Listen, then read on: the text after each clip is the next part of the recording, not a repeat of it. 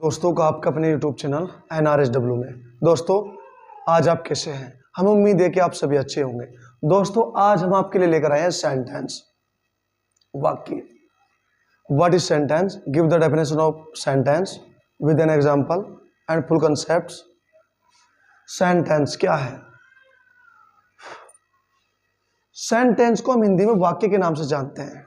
ठीक है दोस्तों, आज से आपका सेंटेंस का सारा डाउट क्लियर कर दिया जाएगा।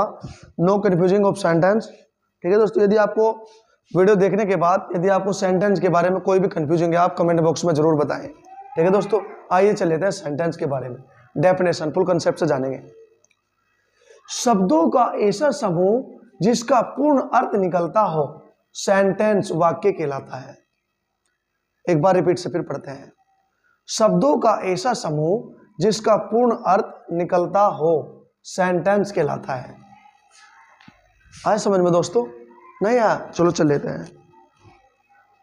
वाक्य में कहा गया है शब्दों का ऐसा समूह, कैसा? जैसा। ऐसा समूह होना चाहिए जिसका पूर्ण अर्थ निकलना चाहिए और समूह होना चाहिए और पूर्ण अर्थ निकलना चाहिए। यानी कि इस डेफिनेशन में सेंटेंस होने के लिए दो शर्त दी है। सेंटेंस वही हो सकता है जी जो दो शर्त क्वालिफाई करता हो, कंप्लीट करता हो। कैसे? शब्दों का ऐसा समूह, यानी कि शब्दों का समूह होना चाहिए। नंबर एक, शब्दों का समूह होना चाहिए, और नंबर टू, उसका अर्थ भी निकलना चाहिए। नंबर वन, शब्दों का समूह होना चाहिए और उनका अर्थ भी निकलना चाहिए। तो समझो क्या कहलाएगा? सेंटेंस कहलाएगा। अब आइए चल लेते हैं।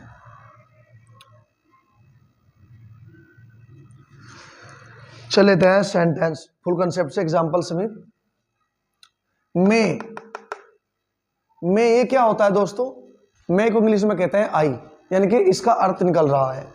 आप सभी जानते हैं मैं को इंग्लिश में आई कहते हैं।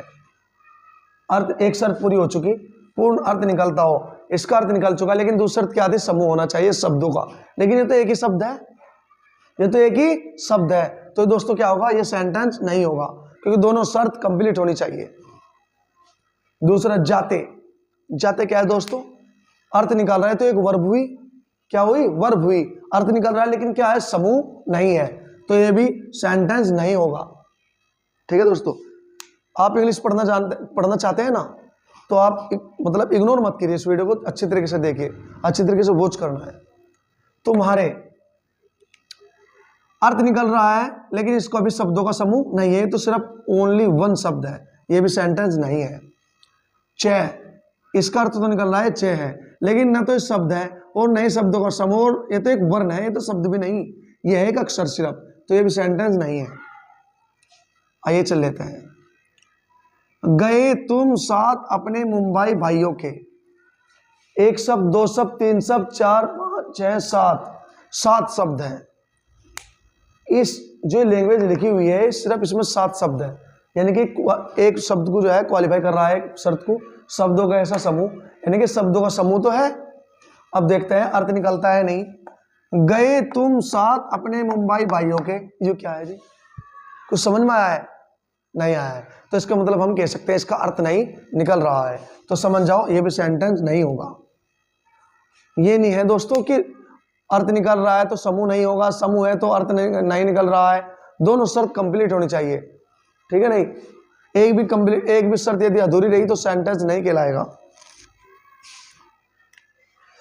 तुम अपने भाइयों के साथ मुंबई गए। तुम अपने भाइयों के साथ मुंबई गए, बिल्कुल एक्चुअली यार, एक्चुअली जो है अर्थ निकल रहा है। बेशक हम बोलचाल साधन भाषा में जो है कन्वर्सेशन करते रहते हैं दोस्तों के साथ, फ्रेंड्स के साथ, कि भाई तुम अपने भाइयों के साथ मुंबई गए, दिल्ली गए, आगरे गए, मेरठ गए, कुछ भी, स्कूल गए, कुछ भी हो सकता है। तो हम कह सकते हैं इसका अर्थ निकल रहा है, इसका मीनिंग निकल रहा है। अब देखते हैं, एक शर्त पूरी हो चुकी है, अब समूह होना चाहिए। एक, दो, तीन, चार, पांच, छह, सात शब्दों का समूह भी है, तो समझो ये सेंटेंस है, ये सेंटेंस कहलाएगा। समूह कहते किसे हैं?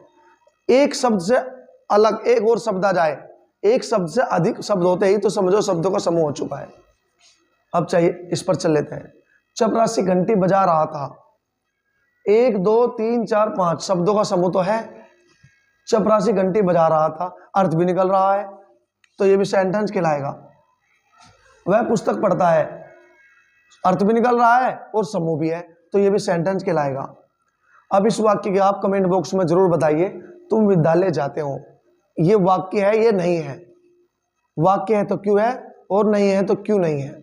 यदि आपके सेंटेंस समझ में नहीं आया, आप कमेंट बॉक्स में जरूर बताइए, ठीक है, ताकि हम आपका सारा डाउट क्लियर कर सकें। अब आइए काइंड्स ऑफ सेंटेंस।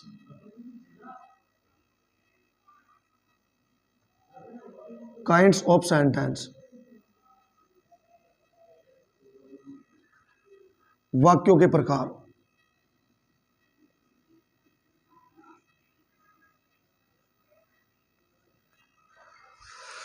दोस्तों इंग्लिश में वाक्य यानी कि पार्ट्स ऑफ सेंटेंस या काइंड्स ऑफ सेंटेंस, इंग्लिश में वाक्य 5 प्रकार के होते हैं, ठीक है दोस्तों।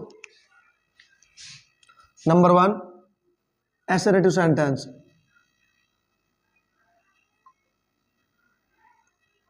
एसरेटिव सेंटेंस, इसको हिंदी में कहते हैं साधारण वाक्य।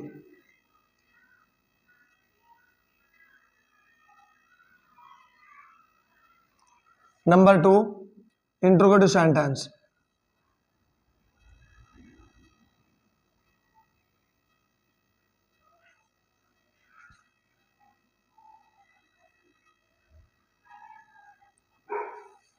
इसको हिंदी में कहते हैं प्रश्नवाचक वाक्य।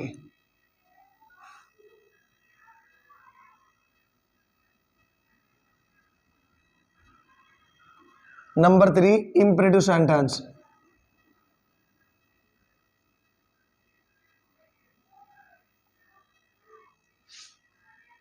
इंपेरेटिव सेंटेंस, आज्ञा सूचक वाक्य।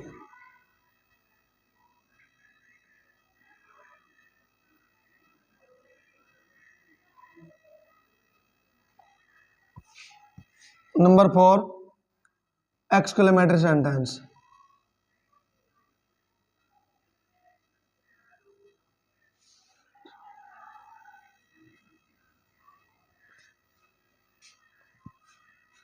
Sentence,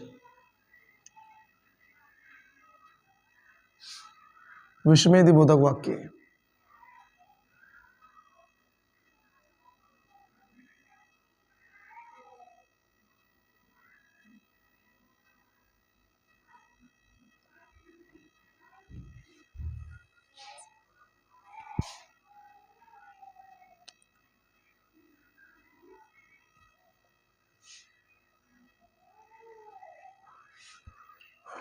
number 5 optative sentence. Optative sentence,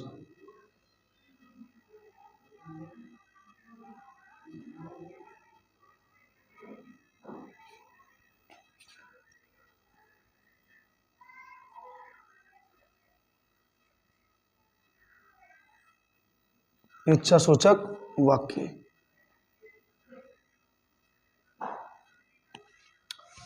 English में सेंटेंस 5 प्रकार के होते हैं दोस्तों।